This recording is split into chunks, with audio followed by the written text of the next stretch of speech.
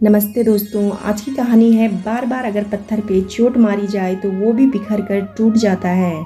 जब उसने इस संसार में जन्म लिया तो उसकी दादी ने उसकी झील सी गहरी और मछली जैसी बड़ी बड़ी सुंदर आंखें देखकर बड़े प्यार से उसका नाम सुरमई रखा, अर्थात मछली जैसे आंखों वाली पूरे घर की लाडली सुरमई। जैसे जैसे बड़ी होने लगी, लोगों की स्वयं के ऊपर टिकती ठहरती निगाहों से उसे यह एहसास हो गया कि वह बहुत ही सुंदर है।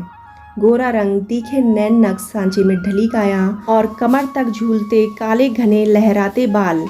उपन्यास पढ़कर युवा होती सुरमई सपने देखती कि किसी दिन कोई सजीला राजकुमार आकर उसे ब्याह ले जाएगा और उसे रानी बनाकर रखेगा। सुरमई के सपने तब पूरे हुए जब IAS अधिकारी रवि उसके घर रिश्ता लेकर आया और सुरमई को देखते ही पसंद कर लिया, क्योंकि सुरमई थी ही इतनी खूबसूरत। और उसका विवाह हुआ। धूमधाम से विवाह संपन्न होने के पश्चात सुरमई ने बड़े अरमानों से रवि की कोठी में कदम रखा। सपनों की दुनिया में विचरती सुरमई उस समय कठोर धरातल पर आ गिरी जब उसे पता चला कि रवि में बड़े भ्रष्ट अधिकारियों जैसे कई दुर्गुण हैं। वह सिगरेट शराब का शौकीन है। उसने सुरमई से कहा, सुरमई, तुम बहुत सुंदर हो, बिल्कुल किसी अप्सरा की तरह।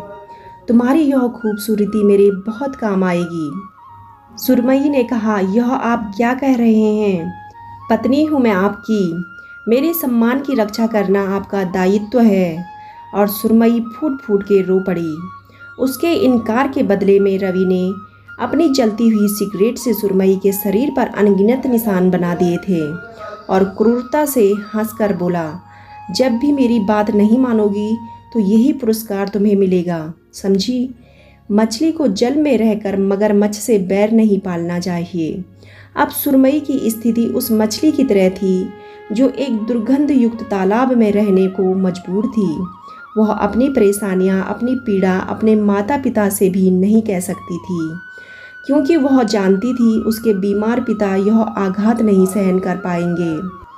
कुछ महीनों बाद रवि का ट्रांसफ़र दूसरे शहर में हो गया था। नए शहर में अंतर्राष्ट्रीय महिला दिवस के अवसर पर आयोजित समारोह में रवि मुख्य अतिथि के रूप में विराजमान था। शहर के सभी छोटे बड़े पत्रकार समारोह में उपस्थित थे। सुरमई हमेशा की तरह अपनी साड़ी का आंचल अपने इर्द गिर्द लपेटे चुपचाप स्टेज पर बैठी थी।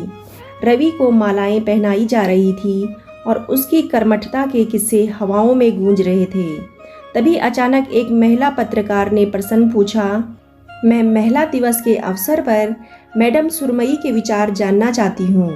रवि कुछ बोल पाता, तभी सुरमई को रोक पाता कि सुरमई ने उससे पहले ही माइक छीन लिया और माइक पे बोलना आरंभ किया।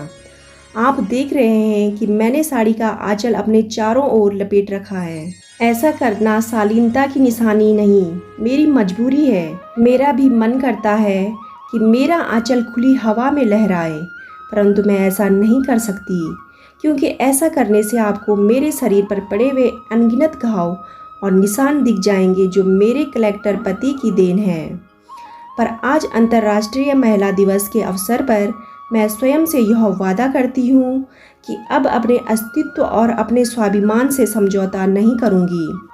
अब मेरा भी आंचल हवा से बातें करेगा, कहकर उसने अपनी मुट्ठी में कसकर जकड़ा आंचल दूसरा सिरा छोड़ दिया।